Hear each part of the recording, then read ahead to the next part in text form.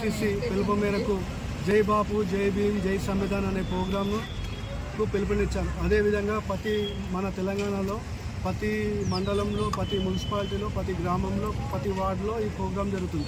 ఈ ప్రోగ్రాంకి ముఖ్య అతిథులుగా వచ్చిన మన మాజీ మేయర్ గారు చిగిరింత పార్జట నరసింహారెడ్డి గారు, అదేవిధంగా ఎక్స్ జెడ్పీసీ చైర్మన్ అనితారెడ్డి గారు, అదేవిధంగా మన ఉంగేటి ప్రభాకర్ రెడ్డి గారు, హనుమాన్ ఇంత పొద్దున 7:30 నుంచి స్టార్ట్ చేస్తే ఇప్పుడు 10:30 వరకు అందరూ ప్రతి గల్లీలో వాడల వీధిలో మంచి స్పందన వచ్చింది. ఈ స్పందనకు మంచి గుర్తింపు కూడా మన పార్టీని బలోపేతం చేయడానికి ఇచ్చిన అందరికీ ధన్యవాదాలు చెప్పుకునే అవకాశం ఉంటుంది. జై కాంగ్రెస్, జై. Thank you. నమస్కారం.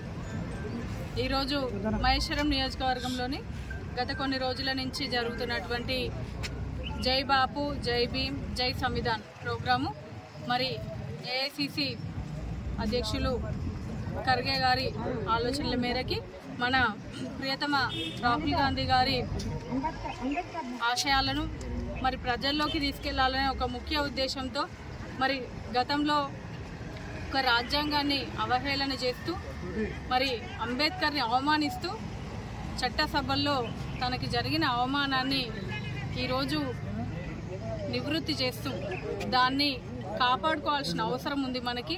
మరి ఒక రాజ్యాంగాన్ని రచించినటువంటి బాబాసాహెబ్ అంబేద్కర్ని అవమానిస్తూ ఈరోజు తీసుకున్నటువంటి ఏదైతే కేంద్ర ప్రభుత్వం తీసుకున్న చర్యలు ఉన్నాయో వాటిని మనం నిష్క్రమిస్తూ ప్రజల్లోకి ఆ రోజు ఈ దేశానికి స్వాతంత్రం కోసం కొట్లాడినటువంటి గాంధీ తాత ఏ విధమైన సూత్రాలను అవలంబించిండో గాంధేయవాదిగా మరి ప్రతి ఒక్కరు కూడా మారి ఈరోజు సమాజంలోని జరుగుతున్నటువంటి అస్పృశ్యత అసమానతలను తొలగించాలనే ఒక ఉద్దేశంతో జై బాపు కార్యక్రమం తీసుకోవడం జరిగింది.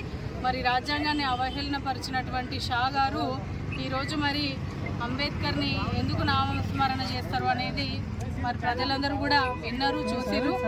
మరి మీరందరూ కూడా ఈరోజు షా గారు అసెంబ్లీ మన చట్టసభలో కూర్చున్నారు, మాలాంటి వాళ్ళు చట్టసభల్లోకి వస్తున్నారు.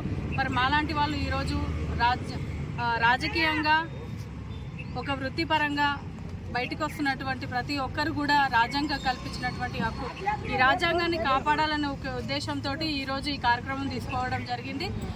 దేశవ్యాప్తంగా ఈ కార్యక్రమాలు చేస్తూ మన రాష్ట్రంలో, మన నియోజకవర్గంలో, మన కార్పొరేషన్లో కూడా ప్రతిరోజు ప్రతి వీధిన ప్రతి ఆడన ఈ జై బాపు జై భీమ్ జై సంవిధాన్ అనే కార్యక్రమాన్ని ప్రజల్లోకి తీసుకెళ్తున్నప్పుడు వాళ్ళందరూ కూడా ఇది ఒక పార్టీకి సంబంధించింది కాదు, ఒక మతానికి సంబంధించింది కాదు, ఒక సమానత్వాన్ని తెలియజేసేది, మన హక్కులను తెలియజేసేది కాబట్టి అందరూ కూడా హర్షిస్తూ ఉన్నారు.